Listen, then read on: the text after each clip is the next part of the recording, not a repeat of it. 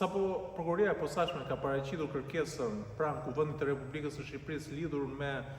dhënien e autorizimit për të arrestuar apo qoftë për të marrë një masë tjetër shtrënguese në respektim të nenit 228 e vijues të Kodit Procedurës Penale për zonjën Belinda Balluku në cilësinë e deputetes së Kuvendit të Shqipërisë, por natyrisht zëvendës kryeministre dhe ministre e infrastrukturës dhe energjetikës, pra prokuroria është kujdesur që ta vendosi me sklesh edhe pozicionet e tjera të zonjës Balluku në mënyrë që t'japet rruga e masës pra kërkimit pranë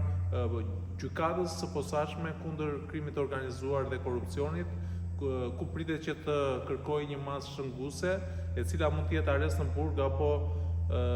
një masë tjetër që mund të jetë gjithashtu edhe masa e arrestit në shtëpi.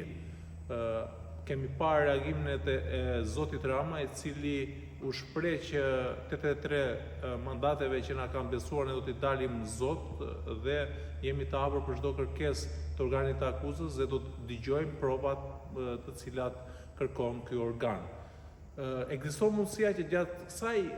periudhe zonja Balluku mundet që edhe të aratiset, është një nga variantet e mundshme, gjë që ka bërë edhe zoti Ahmetaj pa kohë më parë, pra përpara se të shkonte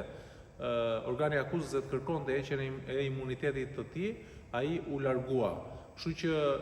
një mundësi është që zonja Balluku të largohet, ose mundësia tjetër është që zoti Rama me këtë deklaratë që bëri mundet që mos ia japi imunitetin, sepse nëse do t'i japi imunitetin zonjës Balluku, atëherë spaku shkon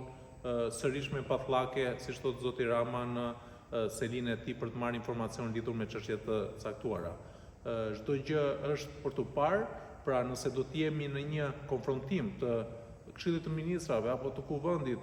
me Prokurorinë e Posaçme, apo do të jetë varianti i parë dhe zonja Balluku do dorëzohet, do të pranojë mundësinë që të aratiset dhe të largohet.